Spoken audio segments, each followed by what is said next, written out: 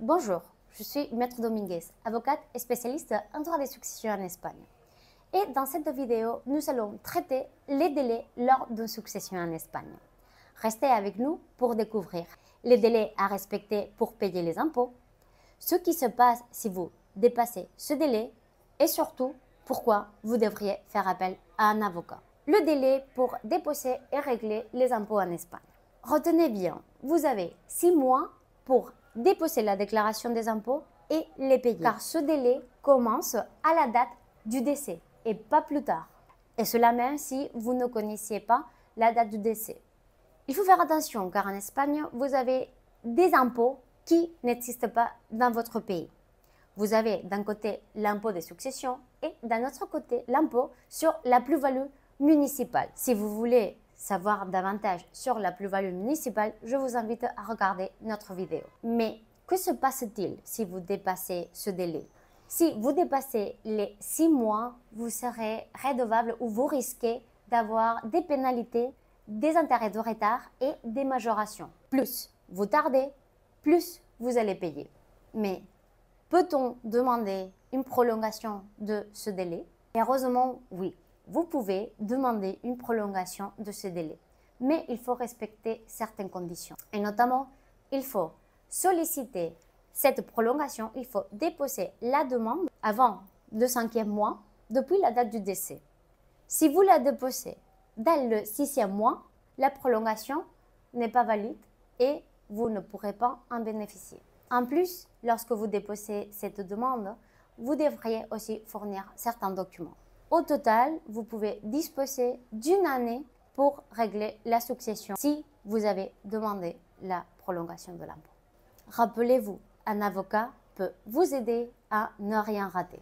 Je veux souligner que même si vous faites la demande, elle n'est pas octroyée de manière automatique. L'administration dispose d'un délai de 30 jours afin de refuser la demande de prolongation. Au-delà de ce mois, elle sera considérée comme accepté et vous pourriez bénéficier de ce délai supplémentaire de 6 mois. Alors, un autre délai très important est le délai afin de pouvoir accepter ou renoncer à une succession. En Espagne, la loi ne prévoit pas un délai concret pour accepter ou renoncer à une succession, au contraire que dans certains pays francophones, comme par exemple la Suisse.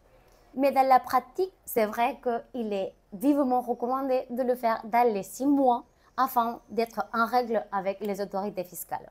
Combien de temps avez-vous pour réclamer un héritage en Espagne?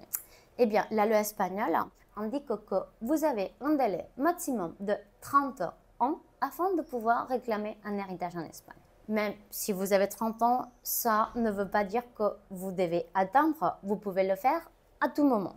Il vaut toujours mieux agir rapidement. Pourquoi? Car sinon, vous risquez que par exemple, le bien que vous vouliez vous attribuer, il soit disparu ou il soit vendu. Et dans ce cas-là, vous auriez une créance, mais vous n'auriez pas droit au bien en nature. Et la dernière question, combien de temps dure une succession en Espagne? Ça dépend. Ça dépend de plusieurs facteurs, comme par exemple la relation entre les héritiers, le lieu de situation des héritiers, le nombre d'héritiers, le patrimoine qui compose la succession et le lieu de situation de ce patrimoine, des biens. Il faut aussi tenir compte des conflits existants entre les héritiers. Par exemple, est-ce qu'ils souhaitent s'attribuer le même bien?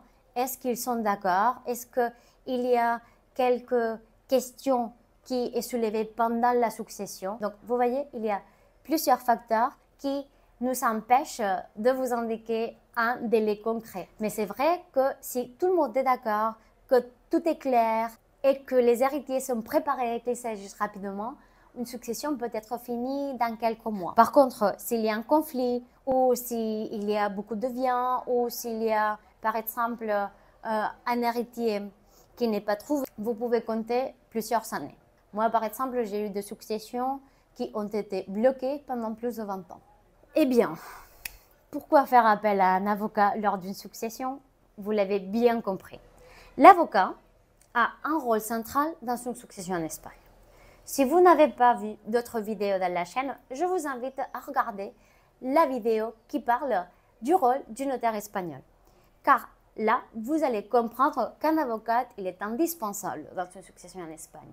Pour conclure, chez Adam Abogados, nous accompagnons chaque année des dizaines de familles qui ont une succession en Espagne. Si vous êtes un héritier francophone, n'attendez pas. Contactez-nous dès maintenant pour éviter des situations très complexes et des erreurs très coûteuses. Merci pour votre attention.